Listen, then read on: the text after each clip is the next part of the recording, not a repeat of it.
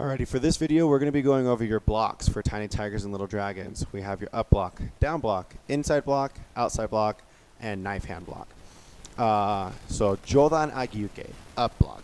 Typically, we go over these first few blocks that we're learning them in horse stance. So just in a stationary position, I'm in a horse stance to develop, again, leg strength.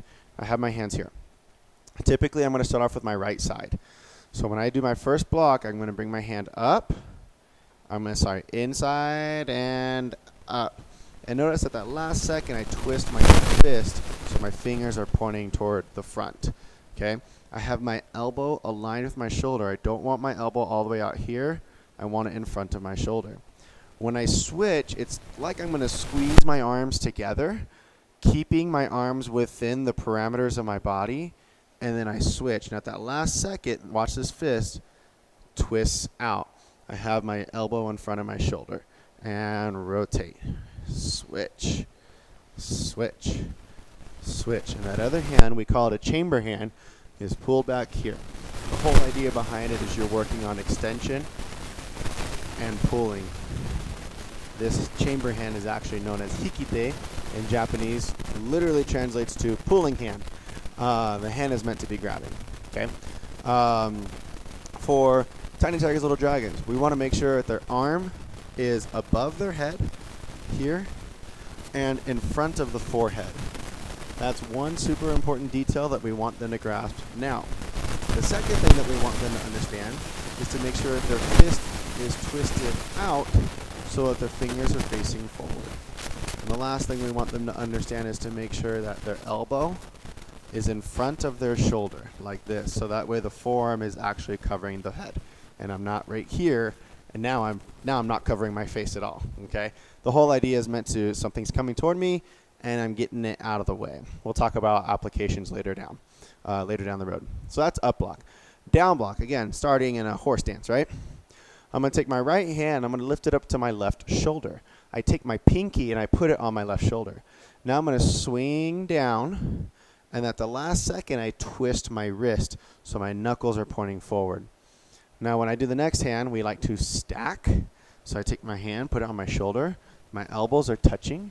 And I always tell the kids, pretend like you got a bug on your arm and you're going to wipe it off your arm. And then chamber and finish your block. Up, wipe, chamber, and up, wipe, chamber, and the second thing is you'll notice that my fist is about the same height as my waist level or my belt, right? So I don't want my fist way out here, and I don't want it down here either. A little bit further out, so that way we can make sure that they are blocking in front of them. If they were to be moving in their front stance, it's that same exact idea, right?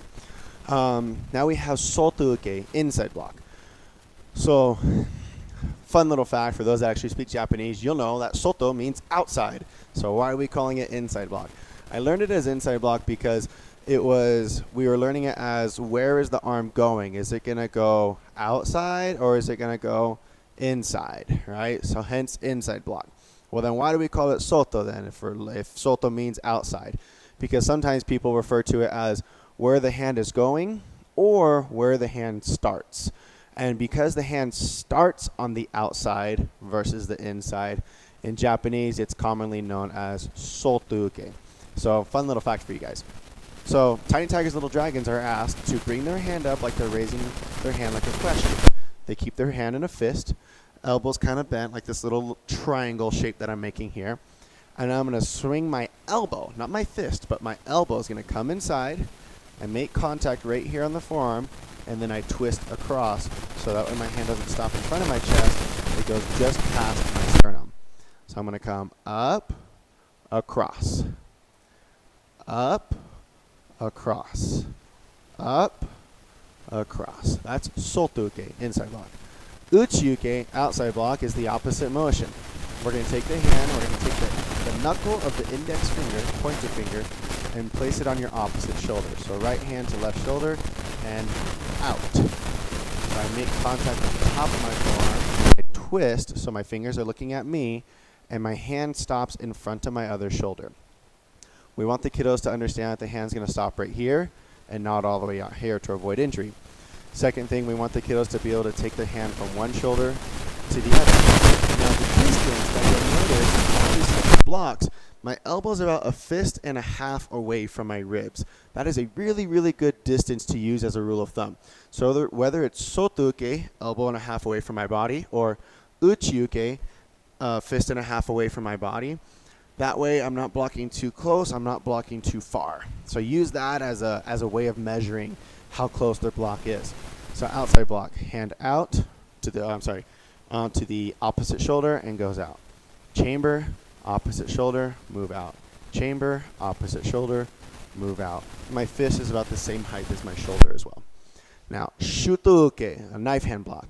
This one's a little bit harder.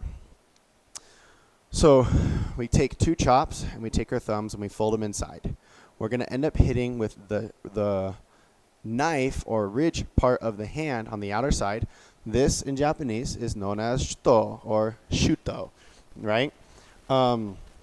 We make these two chops and we tell the kids, okay, go ahead, take your left hand, point it forward, take your right hand and put that palm to your ear, just like this. Or it almost looks like I'm getting ready to do a down block, right? Now, I'm going to take one hand, my top hand, and I'm going to chop across, just like this, hitting with this part of my hand, pinky side. My other hand is going to pull to the center of my stomach, just below my solar plexus. Here's my solar plexus, and my hand's just below it. Here's my belly button, and my hand's just below it. So practicing from the side, I'm going to point and stack, pull back, chop.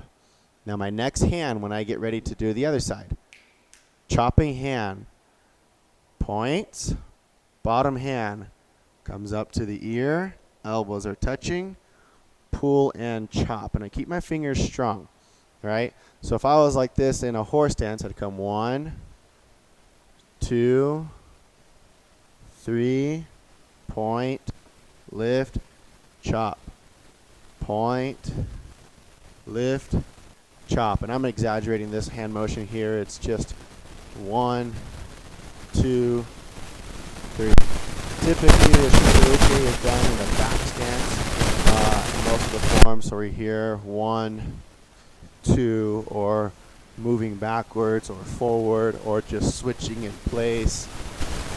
This is one of the blocks that tends to require the most coordination. Really good job, guys. You're well on your way.